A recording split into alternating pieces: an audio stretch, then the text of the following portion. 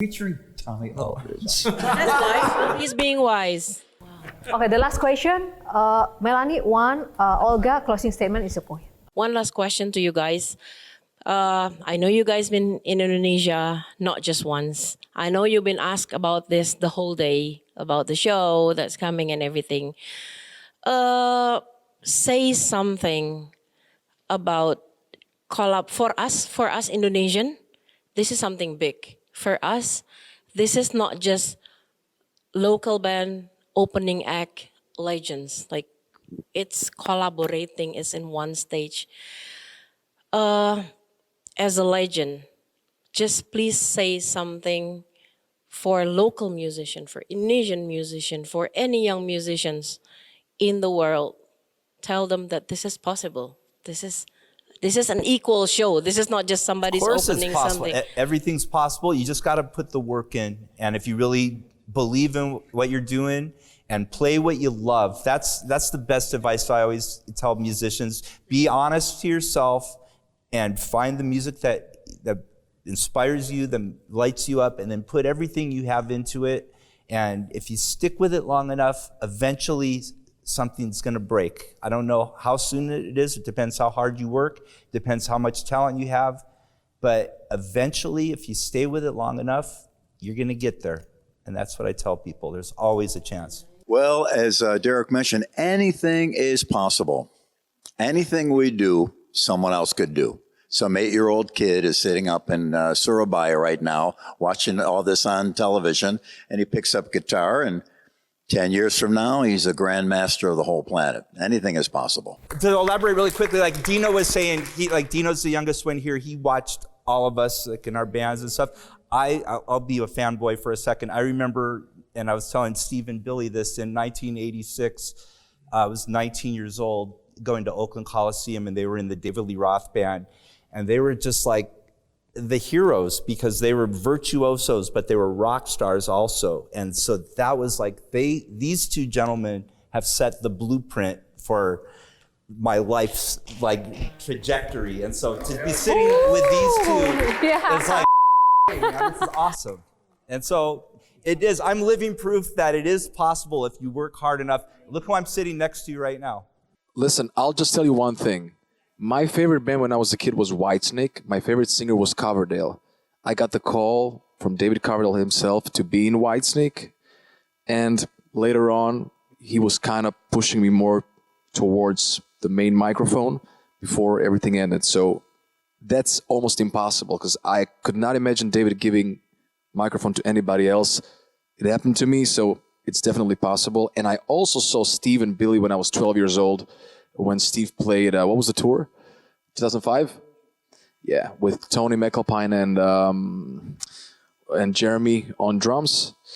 And I mean, you know, so... Dreams come true. Dreams come true, yes. It's insane, yeah. So, yeah. Gary? I'm just going to echo what everyone is saying.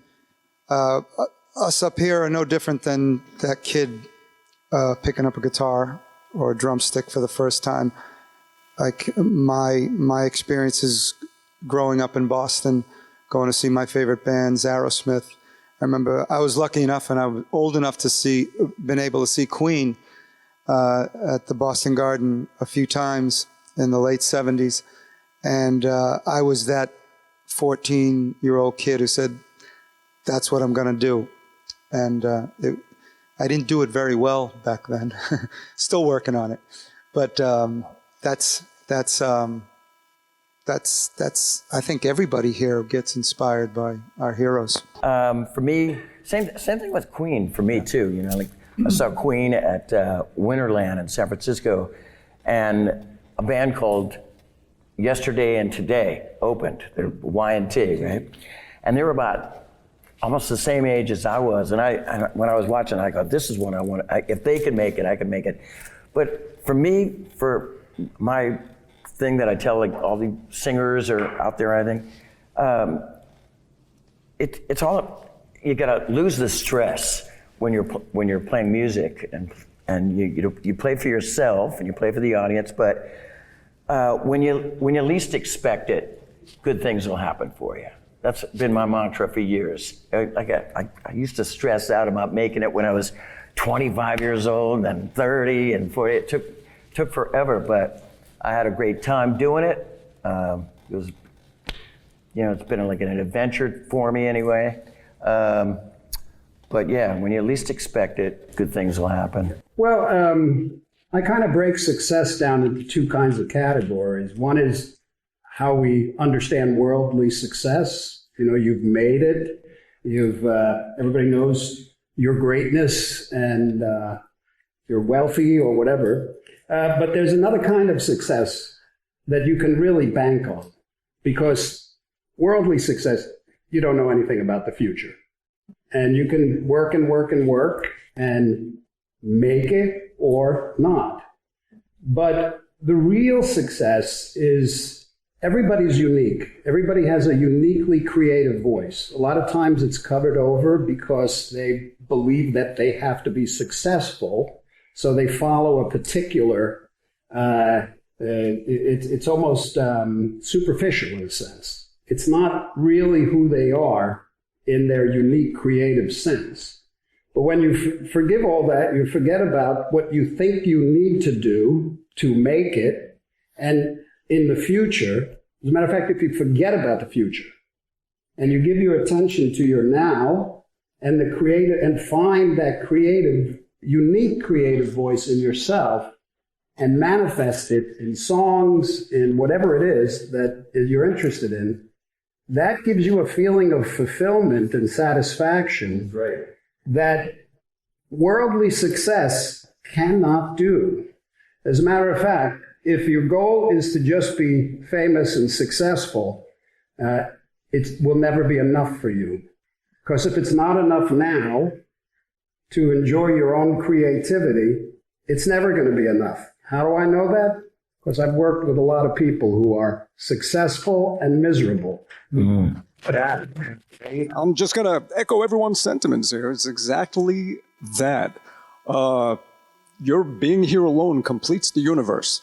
You got to be you. You got to be genuine, authentic. Don't hide a bit of it. Just amplify who you are and why you are here and what makes you you. And the universe decides from there. The thing is, that's really what it comes down to, is you have no say over how people are going to respond to what you do. So what is in your power is to be the best you. And that's what you got to do.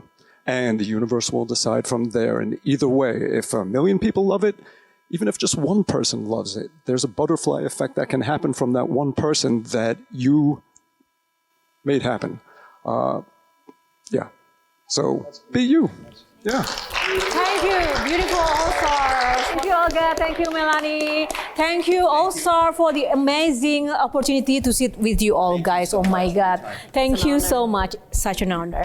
Oke, pemirsa, inilah akhir dari Q&A Metro TV pada malam hari ini. Semoga bermanfaat bagi Anda semuanya. Dan terus semangat. Saya Yohana Margareta, undur diri mewakili tim yang bertugas. Terima kasih. Sampai jumpa di Q&A selanjutnya yang lebih inspiratif dan juga lebih asik. Sampai jumpa. Bye.